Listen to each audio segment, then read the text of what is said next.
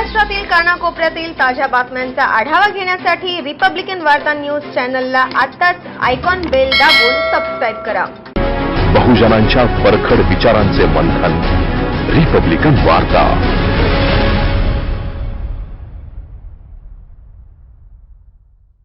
प्रभाग क्रमांक 10च्या नागरिकांवर अन्याय होतोय तर रहिवाशांचं आरोग्य धोक्यात आलंय। सातपूर मनपा सामान्य जनतेला प्रशासनाचं खेळणं समजते का, असा सवाल आता प्रभाग क्रमांक 10च्या नागरिकांमधून उपस्थित केला जातोय। सातपूर महानगरपालिकेच्या प्रभाग क्रमांक 10 मधील जाधव संकुल, जय माता दी वैष्णवी सोसायटी, मौले संकुल, अशोकनगर येथे गेल्या अनेक दिवसांपासून ड्रेनेज लाईनचा प्रश्न गंभीर झालाय। संपूर्ण ड्रेनेज लाईन चॉकअप होऊन फुल भरली आहे, तर त्यामुळे याबाबत स्थानिक नागरिकांनी अनेक वेळा अधिकाऱ्यांशी संपर्क साधून महानगरपालिकेला निवेदन देऊनही परिस्थिती जैसे थी अशीच आहे।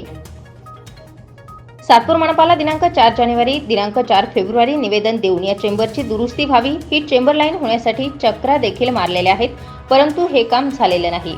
सातपूर मनपा सामान्य जनतेला प्रशासनाचा खेळ समजते का, असा सवाल आता येथील नागरिकांनी उपस्थित केलाय।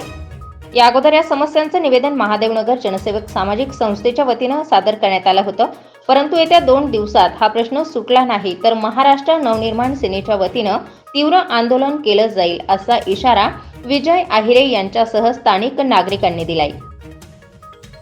चेंबर लाईन आहे ना आमची पूर्ण चॉकअप आहे आणि मधनं आहे ना पूर्ण फुटलेले वास येतो आणि पिण्याच्या पाण्याचा इतका त्रास होतो, त्या पाण्यात मी सोडून दवाखान्यात जाऊन आलो त्याच्यासाठी।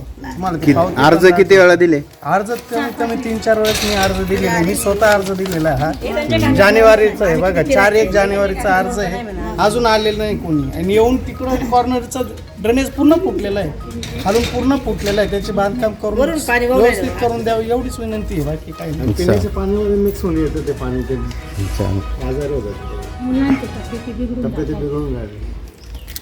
चालेल, आम्हाला नवीन लाईन टाकून दिली तर अतिउत्तम आहे। नवीनच घ्यायची। रिपब्लिकन वार्तासाठी सातपूर प्रतिनिधी परमेश्वर आंधळे, नाशिक।